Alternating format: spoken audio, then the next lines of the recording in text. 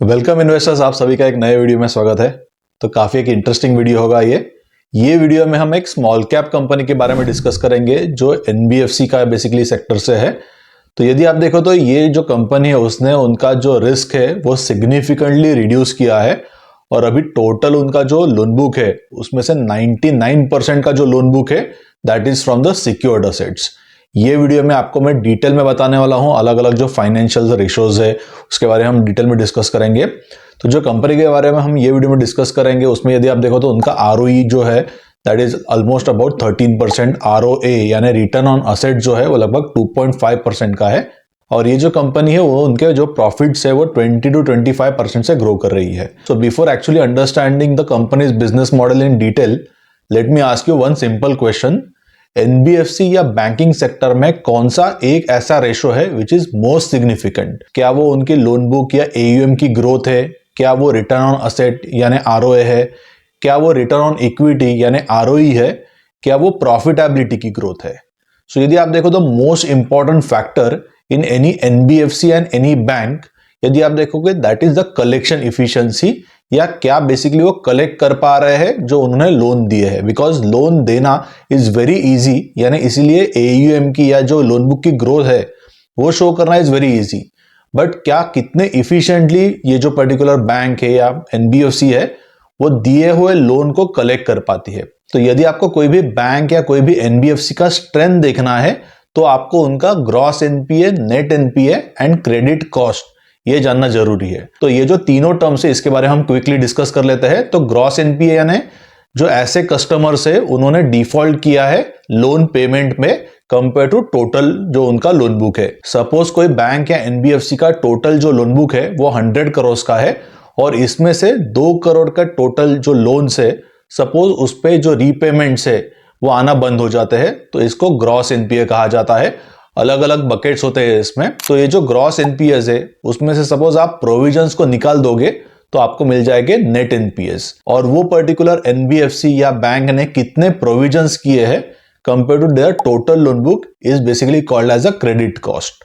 तो प्रोविजंस यानी क्या होते हैं कि जो लोन बैंक ने दिए हैं, बैंक को सपोज ऐसा लगता है कि ये जो लोन्स है ये रिटर्न नहीं आने वाले हैं या डिफॉल्ट होने वाले हैं, तो बैंक बेसिकली उनके टोटल अमाउंट में से कुछ अमाउंट निकाल के रखती है जिसमें बैंक के एनबीएफसी को लगता है कि ये जो लोन्स है उसमें लॉस होने वाला है। तो बेसिकली ये जो प्रोविजंस है उसको कैलकुलेट किया जाता है टोटल कितना एयूएम है या टोटल कितने असेट्स है। तो ये वीडियो में हम जो कंपनी के बारे में डिस्कस करने वाले हैं, जैसे कि मैंने आपको पहले बताया कि ये एनबीएफसी है, तो इनका जो मेजर बिजनेस है वो गोल्ड फाइनेंसिंग का बिजनेस है। बाकी अलग अलग टाइप ऑफ द बिजनेस भी वो करते हैं। कुछ जो रिस्की बिजनेसेस है उसमें से उन्होंने एग्जिट किया था। तो ये वीडियो में हम ये कंपनी के बारे में आगे जाके डिटेल में डिस्कस करेंगे। उसके पहले यदि आपने चैनल को सब्सक्राइब नहीं किया होगा तो जरूर चैनल को सब्सक्राइब कर लीजिए और बेल आइकन पे क्लिक कीजिए ताकि ऐसे जो वीडियोस है आपको आगे जाके भी मिलते रहे। मैं हर सैटरडे को 11 o'clock को यहाँ पर अलग अलग small caps and micro caps के बारे में डिटेल में जो वीडियोस है वो पोस्ट करता हूं। तो ये जो कंपनी है, जैसे कि मैंने आपको पहले बताया कि गोल्ड फाइनेंसिंग से है, तो यदि आप देखो तो लास्ट 3 to 4 इयर्स में गोल्ड में एक फेनोमिनल रैली हुई है। फरवरी 2022 में जो गोल्ड का प्राइस है वो लगभग 50,000 रुपीज के आसपास था और करंटली यदि आप देखो तो 1,60,000 हो गया है, यानी जो गोल्ड है वो मोर देन 3 टाइम्स हुआ है। तो उसके बेसिक रीजंस क्या है? तो यदि आप देखो तो ये जो गोल्ड की रैली की शुरुआत है वो फरवरी 2022 से हुई बिकॉज रशिया एंड यूक्रेन का वॉर हुआ था एंड यूएस ने रशिया पे सैंक्शंस लगा दिए और रशिया के जो रिजर्व्स थे वो यूएसडी में थे और जो फ्रीज हो गए। इसलिए वर्ल्ड वाइड क्या हो गया, जो सेंट्रल बैंक है, रशियन सेंट्रल बैंक हो गई या बाकी कंट्रीज की जो सेंट्रल बैंक है, to avoid the risk, suppose US उनके रिजर्व्स पे भी यहां पर सैंक्शंस लगा देता है, तो इसीलिए to mitigate that risk overall अलग अलग कंट्रीज के सेंट्रल बैंक्स ने यहाँ पे गोल्ड में बाइंग करना शुरू किया एंड इसीलिए यदि आप देखो तो ये फेनोमेनल रैली हुई है लगभग 50,000 रुपीज से अभी आप देखोगे तो 1,60,000 के आसपास गोल्ड है। तो ये आप देखोगे तो it is a demand and supply. जब भी डिमांड बढ़ जाती है एंड सप्लाई कम होता है तो नेचुरली जो कोई भी असेट की प्राइसिंग है वो ऊपर चली जाती है। वही गोल्ड के केस में भी हुआ है and that demand has increase, या जो इनिशियल ट्रिगर था वो रशिया एंड यूक्रेन का वॉर था एंड बाद में जो अलग अलग ग्लोबल सेंट्रल बैंक्स है दे बाइंग गोल्ड वेरी एग्रेसिवली, जिसकी वजह से ये जो रैली है वो हमें अभी फिलहाल में देखने को मिल रही है। So let's come back to जो कंपनी हम ये वीडियो में डिटेल में डिस्कस करने वाले हैं। ये स्मॉल कैप की एक कंपनी है जिसका नाम है फेडरल बैंक फाइनेंशियल सर्विसेज, या जिसको फेडफिना करके भी कहा जाता है। तो यदि आप देखो तो ये जो एनबीएफसी है इसके मेजरली 3 बिजनेस सेक्शंस है या 3 बिजनेस डिविजन्स है। करंटली आप देखो तो मोस्टली जो रेवेन्यूज है वो 2 बिजनेस से ही आ रहे हैं। एक जो बिजनेस था उन्होंने बेसिकली राइट ऑफ किया है, उसके बारे में हम ये वीडियो में आगे जाकर डिटेल में डिस्कस करेंगे। तो ये एनबीएफसी का जो फर्स्ट जो सेगमेंट है वो गोल्ड फाइनेंसिंग का सेगमेंट है। लगभग इनके टोटल एयूएम का 45% ऑफ द जो एयूएम है वो गोल्ड फाइनेंसिंग से आता है। इसके बाद में सेकंड सबसे बड़ा जो सेगमेंट है वो मॉर्गेज का है। इसमें भी आप देखो तो उसके नीचे और 2 सब सेगमेंट्स आते हैं। तो मॉर्गेज जो लोन से ये जो टोटल एयूएम है उसका लगभग 52% का बेसिकली आप देखो तो यहाँ पे उनका एयूएम का स्प्लिट है, सबसे बड़ा सेगमेंट है। और ये जो मॉर्गेज लोन का सेगमेंट है उसमें 2 सब सेगमेंट्स आ जाते हैं। एक बेसिकली शॉर्ट टेन्योर के लोन्स वो देते हैं, होम लोन्स भी उसमें आ जाते हैं, और लोन अगेंस्ट प्रॉपर्टी यानी लैब भी आ जाता है जो शॉर्ट टेन्योर का है। और दूसरा यदि आप देखोगे दैट इज मीडियम टेन्योर का एलएपी यानी लोन अगेंस्ट प्रॉपर्टी। तो जो शॉर्ट टेन्योर के लोन्स कंपनी देती है यहाँ पर वो लगभग उनके टोटल लोन बुक का 21% है, और जो मीडियम टेन्योर के लोन्स होते हैं उसका यदि आप टोटल देखोगे AUM compare to total AUM वो लगभग 30% का है। इसके अलावा कंपनी का और एक थर्ड बिजनेस सेगमेंट था जो बिजनेस लोन्स का था, जो at one point of time लगभग 15 to 16% था टोटल लोन बुक का। बट 2025 Q3 में मैनेजमेंट का चेंज हुआ, और उसके बाद में यदि आप देखो तो डिसीजन ये लिया कि ये जो हाई रिस्क की बिजनेस लोन्स का सेगमेंट है वो यहाँ पर राइट ऑफ करना है या इसको रिड्यूस करना है टू 5%, जो लगभग 15 to 16% था इन नेक्स्ट 1 ईयर। तो ये जो बिजनेस लोन का सेगमेंट था कंपनी का वो अनसिक्योर्ड बिजनेस लोन्स है, यानी उसके सामने कोई भी असेट या कोई भी कोलैटरल नहीं होता, which is actually in the case of gold financing के केस में क्या होता है कि गोल्ड एज ए कोलैटरल रखा जाता है, या एलएपी या हाउसिंग लोन जो होते हैं उसमें भी जो घर होता है या हाउस होता है उसको एज अ कोलैटरल रखा जाता है। गोल्ड फाइनेंसिंग का यदि आप सेगमेंट देखोगे तो it is a least risky business. इसमें यदि आप देखोगे तो मुथूट फाइनेंस जैसी जो कंपनी है ये कंपनी का रिटर्न ऑन इक्विटी भी यदि आप देखो तो मोर देन 20% है। इसके अलावा उनके जो प्रॉफिटेबिलिटी का ग्रोथ है it is also phenomenal in last 10 years which is about 23% compounded, और इसीलिए ही स्टॉक ने यदि आप देखोगे तो 36% कंपाउंडेड रिटर्न्स दी है, बिकॉज गोल्ड फाइनेंसिंग में ऑलमोस्ट 0 एनपीए का ये बिजनेस है। क्योंकि क्या हो जाता है कि सपोज कस्टमर ने आपके ये बेसिकली जो गोल्ड लोन लिया है उसने उस पर वो डिफॉल्ट कर देता है, तो बैंक या एनबीएफसी जो होती है वो बेसिकली ये जो गोल्ड है उसको यहाँ पे ऑक्शन कर देती है, एंड इसीलिए बैंक या एनबीएफसी का इसमें कोई भी लॉस नहीं होता, इसमें कोई भी एनपीएस नहीं होते, या इसमें कोई भी क्रेडिट कॉस्ट उनको अलोकेट नहीं करनी होती, because they have a very liquid asset which is the gold. And gold का यदि आप प्राइस देखोगे लास्ट 10 ईयर्स में भी तो वो अप्रिशिएट ही होता है। इसीलिए आप देखो तो this is very very interesting and lucrative segment, and इसका हमें जो रिफ्लेक्शन है वो मुथूट फाइनेंस जो इंडिया की सबसे बड़ी गोल्ड फाइनेंसिंग की कंपनी है उसके स्टॉक प्राइस में भी दिखाई दे रहा है। और ये मुथूट फाइनेंस कंपनी ने लास्ट 10 ईयर्स में 20 टाइम्स के रिटर्न्स दिए हैं। इसके कंपैरिजन में यदि आप फेडफिना का गोल्ड फाइनेंसिंग का डिवीजन देखोगे वो टोटल एयूएम का लगभग 45% है करंटली, और लास्ट आप देखो तो 4 क्वार्टर्स में यहाँ पे ह्यूज ग्रोथ आई है। और इसके रीजंस क्या है, पहले तो यहाँ पर गोल्ड का जो रैली हुआ है इसका direct benefit gold financing companies को मिलता है।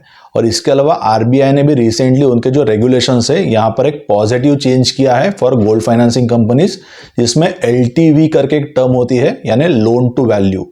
सपोज आपके पास 100 रुपीज का गोल्ड है तो उसके अगेंस्ट आपको कितना लोन मिल सकता है।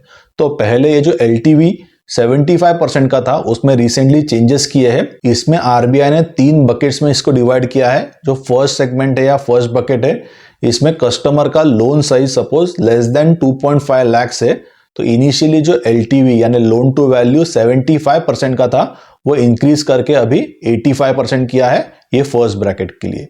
उसके बाद में जो सेकंड ब्रैकेट है 2.5 to 5 लाख के जो लोन्स लेते हैं customers against the gold, initially जो 75% था जो एक कॉमन था सबके लिए वो इंक्रीज करके 80% किया है। और जो थर्ड स्लैब है वहां पर कोई भी चेंज नहीं है। जो मोर देन 5 लाख के रुपीस के लोन से वो इनिशियली भी 75% एलटीवी था उसका, और अभी भी आप देखोगे नए जो रेगुलेशंस है उसके अंडर ही 75% ही रखा गया है। तो ये जो नया सर्कुलर है इसका मोस्ट ऑफ द बेनिफिट किसको होगा, जिसके जो लोन्स है वो लेस देन 2.5 lakhs का यानी जो फर्स्ट बकेट है इसमें आ जाते हैं, बिकॉज उनको एडिशनल 10% के यहाँ पर ज्यादा जो लोन्स है वो यहाँ पर वो दे सकते हैं। इसके अलावा और एक इंटरेस्टिंग चीज क्या हुई है कि जो गोल्ड का प्राइस 50,000 रुपीज का था 2022 में, वो इंक्रीज होकर 1,60,000 के ऊपर चला गया है। इसीलिए गोल्ड का प्राइस ही 3 टाइम्स हो गया है।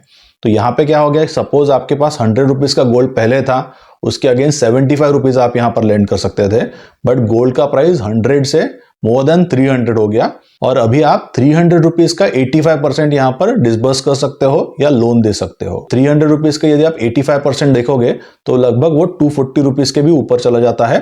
तो इसका कंक्लूजन यही है कि कोई भी बैंक या एनबीएफसी जो गोल्ड फाइनेंसिंग में है उसको एक मैसिव टेलविंड्स आ गया है because of RBI change in the norms and more importantly gold की जो प्राइस इंक्रीज हो गई है which is almost more than 3 times in last 4 years। तो अभी हम कंपनी के जो बाकी सेगमेंट्स है उसके बारे में डिस्कस कर लेते हैं। जैसे कि मैंने आपको पहले बताया कि कंपनी का और एक सेगमेंट था बिजनेस लोन्स का, इसके रिलेटेड कंपनी ने यहाँ पे कंप्लीट ये जो सेगमेंट है उससे एग्जिट लिया है।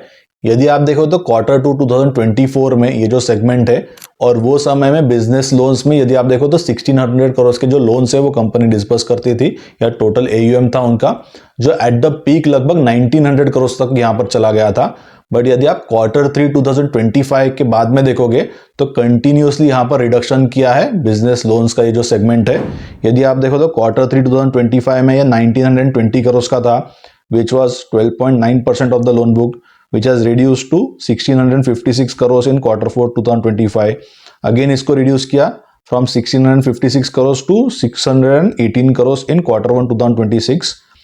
देन Q2 2026 में it has again reduce to 375 crores जो लगभग 2.3% था लोन बुक का। एंड फाइनली Q3 2026 में यदि आप देखोगे तो ये जो अनसिक्योर्ड हाई रिस्की बिजनेस था बिजनेस लोन्स का, it has just 285 crores of total loan book and percentage में यदि आप देखोगे तो वो सिर्फ 1.6% है। बट इसके कंपैरिजन में वेरी इंटरेस्टिंगली क्या हुआ है कि कंपनी का जो गोल्ड फाइनेंसिंग का लोन बुक था it has increase very very rapidly. 2020 financial year में यदि आप देखोगे तो ये जो गोल्ड फाइनेंसिंग का उनका लोन बुक था जो सिर्फ 1000 करोड़ का था, it has increase to 8000 crore by Q3 2026, यानी लगभग 8 टाइम्स का यहाँ पर गोल्ड फाइनेंसिंग के लोन बुक में इंक्रीज हुआ है इन जस्ट 6 years। तो this is a very phenomenal increase. और जैसे कि मैंने आपको पहले बताया कि गोल्ड फाइनेंसिंग जो है it is almost zero NPA business, कोई भी यहाँ पर एनपीए नहीं होता, कोई क्रेडिट कॉस्ट नहीं होती, ये कंप्लीट सेफ बिजनेस है। तो इंक्रीमेंटली कंपनी के मैनेजमेंट ने ये जो गोल्ड फाइनेंस का बिजनेस है इस पे उन्होंने फोकस उनका इंक्रीज किया है। Eight the same time basically they have the dual engine strategy, first one is gold finance और इसके अलावा उनका जो सबसे बड़ा सेगमेंट है वो मॉर्गेज लोन्स का है। जैसे कि मैंने आपको बताया कि इसमें से लगभग कंपनी के 52% ऑफ द जो AUM है वो मॉर्गेज लोन से आते हैं। इसमें भी 2 टाइप्स हो जाते हैं, जो शॉर्ट टर्म मॉर्गेज है या इसमें वो LAP यानी लोन अगेंस्ट प्रॉपर्टी भी देते हैं, और जो दूसरा है वो मीडियम टर्म का है। तो मीडियम टर्म के जो लोन्स है again it is a very interesting segment. Company ने बहुत अच्छे से ग्रो भी किया है लास्ट आप देखो तो 5-6 सालों में मीडियम टर्म के जो लोन्स है, और ये काफी सेफ भी सेगमेंट है। जनरली यदि आप देखो ये सेगमेंट में जो यील्ड्स होते हैं वो काफी अच्छे यील्ड्स भी होते हैं एंड रिस्क यदि आप देखोगे तो रिस्क यहाँ पर लो होता है। इसके कंपैरिजन में कंपनी का जो दूसरा सेगमेंट है मॉर्गेज के अंदर शॉर्ट टर्म लोन्स का, यहाँ पर कुछ कंपनी को चैलेंजेस आए हैं हिस्टोरिकली, और जनरली ये जो शॉर्ट टेन्योर के लोन्स है वो टोटल लोन बुक का लगभग 21% कंट्रीब्यूट करता है। इसमें क्या चैलेंज था इनिशियली कि कलेक्शन का जो मैकेनिज्म था या सिस्टम थी वो एनबीएफसी के पास एडिक्वेटली नहीं थी, और इसीलिए कुछ यहाँ से भी स्लिपेजेस हो गई या क्रेडिट कॉस्ट आ गई या कुछ एनपीएस हो गए because of not having the proper technology and not having the right collection system. जैसे कि मैंने आपको वीडियो के पहले ही बताया था, the most important thing in any NBFC और any banking system is not how quickly they disburse the loan, because disbursing the loan is easiest thing, but most important factor is कितना efficiently वो दिया हुआ loan collect कर पाते हैं। और इसलिए जब भी Q3 2025 में मैनेजमेंट की चेंज हुआ था, परवेज मुल्ला करके यदि आप देखोगे तो he is a current CEO जो 2025 के Q3 में आए थे।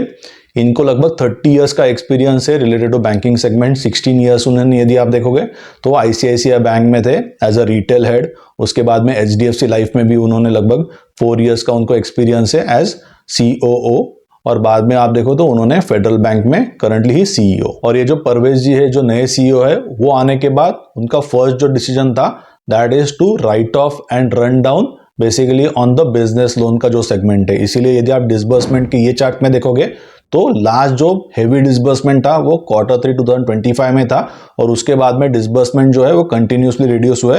Q3 2025 में उन्होंने लगभग 220 करोड़ का डिसबर्समेंट किया था। उसके बाद में Q4 2025 में सिर्फ 2 करोड़ किया और बाद में Q1, Q2 एंड Q3 2026 में कोई भी डिसबर्समेंट नहीं है, ऑलमोस्ट जीरो है यदि आप देखोगे। और इसीलिए एक समय में 16% था ये जो बिजनेस लोन से टोटल AUM का, वो यदि आप देखो तो करंटली रिड्यूस होकर सिर्फ 1.6% हुआ है। यानी उनके लगभग 98.5% के जो लोन से it is completely secured based on gold finance as a asset और एज अ कोलैटरल, एंड बाकी जो बचे हुए that is from the mortgage या हाउसिंग फाइनेंस साइड। तो अभी हम क्विकली देख लेते हैं कि नए जो सीईओ है उनका अपॉइंटमेंट होने के बाद या नई मैनेजमेंट के आने के बाद उन्होंने क्या गाइडलाइन दिया था और यहाँ पर एक्चुअली लॉन्ग टर्म में उनका क्या प्लान है। तो उन्होंने फर्स्ट कॉन कॉल में यहाँ पर बताया था कि जो करंटली बिजनेस लोन 16% के टोटल लोन बुक का आ रहे हैं वो हम नेक्स्ट 1 ईयर में रिड्यूस करके 5% कर देंगे उसको। बट यदि हम एक्चुअल में देखेंगे they have done much better compare to the target of 5%। जैसे कि मैंने आपको पहले बताया कि business loans as a total loan book currently सिर्फ 1.6% है। So they have basically over achieved their guidance which was initially kept as a 5% in 2025 Q3। और उसमें से यदि आप एक साल देखोगे तो already 1 year has completed and they have done quite well on reducing the loan book on the business loan side. इसके अलावा when he joined in Q3 2025 he had planned several other things, जिसमें से जो first point उन्होंने state किया था in which he has mentioned conserve and collect capital to businesses with high ROA and high ROE।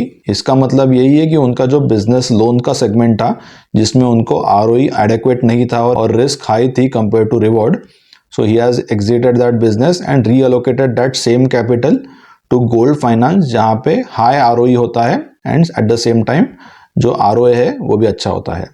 Second point, he had mention that time to move towards fully secured lending portfolio, जो उन्होंने currently achieve किया है। जैसे कि मैंने आपको बताया कि लगभग 98.5% का उनका जो करंट पोर्टफोलियो है that is completely secured portfolio. Then he had also mentioned कि reinforce twin engine strategy of gold loan and LAP, जिसमें वो करंटली फोकस कर रहे हैं। गोल्ड लोन से लगभग 45% के रेवेन्यूज जो है वो कंपनी को आ रहे हैं। टोटल AUM का यदि आप देखो तो गोल्ड लोन करंटली 52% है और बचा हुआ जो लोन अगेंस्ट प्रॉपर्टी है या हाउसिंग लोन्स है वो लगभग 52% का है। और इसके अलावा मोस्ट इंपॉर्टेंटली उन्होंने Q3 2025 में ही गाइडेंस दिया था रिगार्डिंग क्रेडिट कॉस्ट जो होगी वो लगभग यहाँ पर 100 बेसिस पॉइंट या 1% के आसपास हो सकती है with the deviation of 10 basis points। और यदि आप देखोगे तो कंटिन्यूसली फ्रॉम Q3 2025 जो क्रेडिट कॉस्ट रही है टिल Q3 2026 वो लेस देन 1% ही रही है।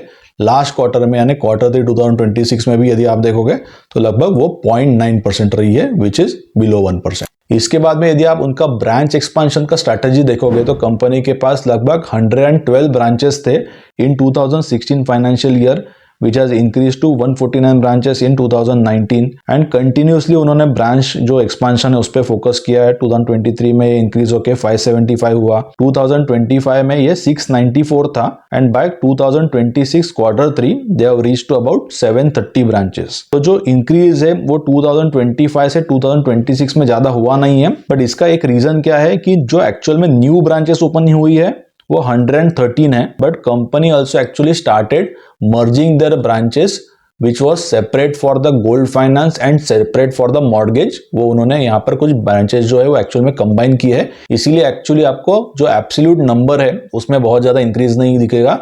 जो 694 जो टोटल ब्रांचेस थी 2025 में, जो Q3 2026 तक सिर्फ 730 दिखेगी। और इसका बेसिकली यही रीजन है कि काफी जो ब्रांचेस है वो यहाँ पर उन्होंने कंसोलिडेट की है या मर्ज की है। तो यदि आप उनका जो गोल्ड फाइनेंसिंग के ब्रांचेस है उसमें एवरेज लोन देखोगे टोटल AUM का तो लगभग 13 to 15 करोड़ का है, but it can go much beyond and 20 crore तक भी जा सकता है। तो यहाँ पर सपोज वो इंक्रीज होने लगता है एवरेज जो लोन है पर ब्रांच का आगे जाके from 13-14 crore to 18 to 20 crore, तो ये कंपनी में या ये NBFC में ऑपरेटिंग लेवरेज प्ले होना शुरू हो जाएगा। और मैंने आपको पहले भी बताया कि ऑपरेटिंग लेवरेज क्या होता है कि करंटली बेसिकली जो NBFC है it has focusing on scaling up their branches, increasing staff, implementing technology. But यदि आप देखो तो ये एक बेसिकली फिक्स्ड कॉस्ट है। आगे जाके उनके बेसिकली ब्रांच जो सेटअप है वो कंप्लीट हो जाएगा, then they will be increasing total average जो AUM है, जिसके वजह से उनकी जो फिक्स कॉस्ट है वो उतनी ही रहेगी, बट आगे जाके उनके रेवेन्यूज बढ़ जाएंगे एंड प्रॉफिटेबिलिटी बढ़ जाएगा, बिकॉज उनकी जो कॉस्ट है वो ज्यादा यहाँ पर इंक्रीज नहीं होगे। And this is nothing but the operating leverage, जो आगे जाके फेड फिना के केस में भी प्ले आउट हो सकता है। तो मुझे लगता है कि इन केस ऑफ फेड फिना उनके जो चैलेंजेस थे दैट इज ऑलरेडी हिस्ट्री। उन्होंने जो बिजनेस लोन्स थे वो स्केल डाउन किए 16% of the total loan book to hardly 1.5% of the total loan book. इसके अलावा they are investing rightly into a collection mechanism for जो शॉर्ट टेन्योर के loans होते हैं मॉर्गेज लोन्स के अंडर, जो टोटल लोन बुक का लगभग 21% है। और इसके अलावा मैनेजमेंट ने यहाँ पर गाइडेंस दिया है कि जो क्रेडिट कॉस्ट रहेगी वो लगभग 1% की हो सकती है। मुझे लगता है एक्चुअल में 1% से नीचे आनी चाहिए। And at the same time उनके जो ROA और ROE है वो यहाँ पर एक्सपांड होना यहाँ से शुरू हो जाएगा, जैसे ही ऑपरेटिंग लेवरेज जो है वो क्लिक हो जाएगा या यहाँ पर ऑपरेटिंग लेवरेज प्ले आउट होना शुरू होगा। करंटली यदि आप देखो तो जो ROE है वो लगभग 12.5 to 13% का है। जो ROA है यानी रिटर्न ऑन असेट्स है वो लगभग 2.5% का है। जनरली गोल्ड फाइनेंसिंग की कंपनीज में यदि आप देखोगे तो जो ROA होता है वो थोड़ा ज्यादा होता है। इसके अलावा यदि आप देखोगे तो उनका जो स्प्रेड है वो लगभग 9% का है। स्प्रेड इज बेसिकली आपका कॉस्ट ऑफ बोरोइंग क्या है और आप क्या यहाँ पर यील्ड बेसिकली आपको मिलता है जब आप जो लोन है उसको डिस्बर्स करते हो, इसका जो डिफरेंस होता है। तो in case of federal bank financial services जो यील्ड है वो लगभग 16 to 17% के बीच में रहता है। और उनका कॉस्ट ऑफ बोरिंग यदि आप देखोगे तो इट इज क्वाइट इंटरेस्टिंग, काफी कम है कंपेयर टू अदर NBFCs, लगभग 7.5 to 8% के बीच में रहता है। और इसीलिए उनका जो स्प्रेड है या जिसको नेट इंटरेस्ट मार्जिन भी कहा जाता है वो लगभग 8.8 to 9% के आसपास आप देखोगे तो यहाँ पर रहता है, which is quite interesting. And credit cost suppose वो अंडर 1% रखते हैं या मे बी लगभग 0.8 या 0.75 आ जाता है, तो मुझे लगता है कि आगे जाके उनकी प्रॉफिटेबिलिटी काफी बढ़ सकती है। और सारे जो एनालिस्ट होते हैं या जो सारे इन्वेस्टर्स है वो यही देखते हैं कि बैंक का या NBFC का क्रेडिट कॉस्ट का कंट्रोल कितना टाइट है एंड कितने efficiently they can collect back those loans which they have disbursed. और ऐसा सपोज हो जाता है आगे जाके तो मुझे लगता है यहाँ से री रेटिंग भी आएगी और जो NBFCs और बैंक्स है उनको राइट तरीके से वैल्यू करने का mechanism is based on price to book and not on the price to earning. तो आगे जाके वी मे एक्सपेक्ट कि प्राइस टू बुक में यहाँ पर री रेटिंग हो जाए, सपोज जो क्रेडिट कॉस्ट है it is under control and company की प्रॉफिटेबिलिटी में ग्रोथ आ जाती है because of the operating leverage as well as tight control on their basically disbursement and collection mechanism. तो आपको ये डिटेल वीडियो कैसा लगा फेडरल बैंक के बारे में जरूर आप मुझे नीचे कमेंट सेक्शन में लिख के बताइए। और ऐसे ही जो अलग अलग स्मॉल एंड माइक्रो कैप की कंपनीज है इनको हम अर्ली आइडेंटिफाई करने का ट्राई करते हैं। इसके लिए मेरे बेसिकली 2 सर्विसेज है। एक इमर्जिंग टाइटन्स का जो सर्विस है जिसमें हमारा एक मॉडल पोर्टफोलियो है और इसमें हम सिर्फ मेन बोर्ड के जो स्टॉक्स है इसको रिकमेंड करते हैं। और ये जो मॉडल पोर्टफोलियो है उसमें micro cap, small caps and mid caps है। इसमें करंटली लगभग 27-28 स्टॉक्स है और ये एक डाइवर्सिफाइड पोर्टफोलियो है। ये पोर्टफोलियो में आपको हर एक स्टॉक का रिसर्च रिपोर्ट्स मिल जाएंगे, उसके पीरियोडिक अपडेट्स मिल जाएंगे। हम सपोज कोई प्लांट विजिट करते हैं तो उसके स्कटलबट के जो नोट्स है वो भी आपको ये सर्विस में मिल जाएंगे। इसके अलावा जो टाइनी टाइटन्स करके हमारा और एक सर्विस है which is specifically for the SME investors, तो यहाँ पर भी करंटली हमने लगभग 12-13 स्टॉक्स को यहाँ पर रिकमेंड किया है and we will be building this portfolio up to 20 stocks. तो यदि आपने अब तक टाइनी टाइटन्स या इमर्जिंग टाइटन्स को सब्सक्राइब नहीं किया होगा तो जरूर आप सब्सक्राइब कर सकते हो। We are a SEBI registered advisors, तो इसके सारे जो डिटेल्स है आपको मेरे वेबसाइट पे मिल जाएंगे और जरूर आप यहाँ पर ये जो सर्विसेज है उनको चेक कर सकते हो। और ऐसे ही इंटरेस्टिंग जो वीडियोस है मैं हर सैटरडे को 11 o'clock को पोस्ट करता हूँ, तो जरूर ऐसे जो वीडियोस है वो देखते रहिए। ये वीडियो के यदि आपने अब तक लाइक नहीं किया होगा तो जरूर लाइक भी कर दीजिए, चैनल को सब्सक्राइब कीजिए ताकि आपको ऐसे जो इंटरेस्टिंग वीडियोस है जो मैं हर सैटरडे को 11 o'clock को पोस्ट करता हूँ वो आगे जाके भी मिलते रहे। तो ऐसे ही एक इंटरेस्टिंग वीडियो के साथ हम नेक्स्ट वीक को नेक्स्ट सैटरडे को मिलेंगे 11 बजे। तब तक मेरे जो बाकी वीडियोस है वो जरूर देखते रहिए।